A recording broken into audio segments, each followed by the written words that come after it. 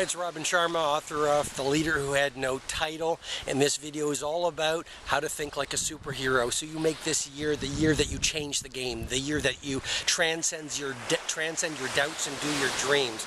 Well, I'm here on a rest day on this Latin American tour, and I want to take you to what the scene actually looks like. I'm here in Costa Rica. They've got a term here called Pura Vida, which means pure life. They've got 4% of the world's rainforest here, and it's just a place of magical beauty. And I've sort of tucked myself away with my CEO for 2 days. We're planning and thinking and strategizing, but we're also renewing. And so the first point I want to take you right into, again, the idea is how to think like a superhero, because you know that your performance broadcasts your beliefs. And so you really want to get your thinking right. You want to get your core beliefs right so that you win and you dominate your industry this year and you outperform what you did last year, and you make this year the year that you truly change the game and shift from any form of just talking about your dreams and your goals and your aspirations to executing flawlessly on them. And the first idea I want to share with you this year, make a commitment inside so this becomes a core value.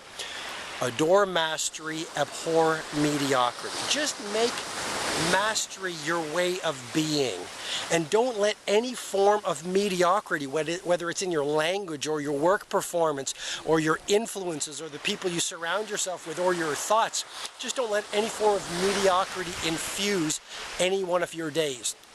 Steve Jobs is a great example of excellence.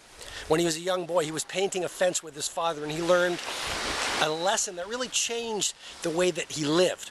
He was painting this fence, and he painted the outside of the fence. And he said to his dad, "What do you think of it?" And his dad said, "You did a great job on the outside, but you didn't do a masterful job on the inside." And so Steve Jobs said, "Well, no one will see the inside of the fence, Dad." And Steve Jobs' father said, "Yes, Steve, but we will." Okay, so years later, Steve Jobs is working with his team on the Apple Macintosh, mid-80s. And he says to his team, he says, "You know, I want the inside of the computer to look so beautiful, people are literally left breathless." And the design team said, "Well, Steve, no one will see the inside. Why does it have to look like a piece of art?" And Steve Jobs said, "Well, we'll see the inside." And the Apple team on the first Mac, I hope you can still hear me because of these beautiful waves are crashing in the background, but the Apple team on the first Mac made the interior of this Macintosh so stunningly beautiful, it was like a masterpiece. And Steve Jobs saw it, and he said, "You know, fantastic. Now I want you to sign the circuit board." And they said, "Why?" And Steve Jobs said, "Because all artists sign their work."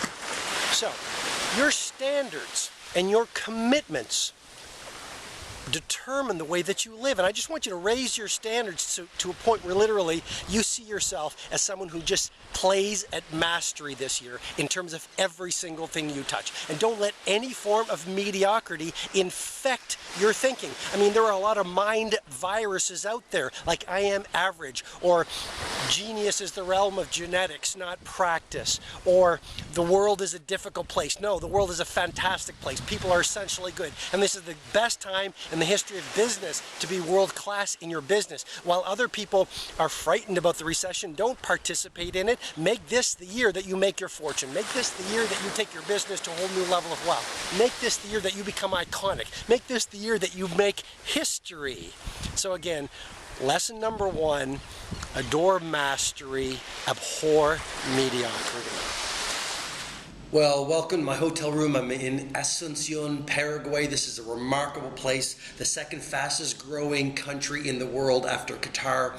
Stunning progress here, fantastic people, fantastic agriculture, a very special place. I'm going to get right into point number 2, to think like a superhero. So this year really becomes your absolute best year yet. The year that you clean out the doubts and disbeliefs from here, so you go out and you outperform everything that you did last year. And that's actually a great way to look at every year. You want every year to become better than last year. You don't want to be stuck in 1987. So point number 2 is really do the things that frighten you.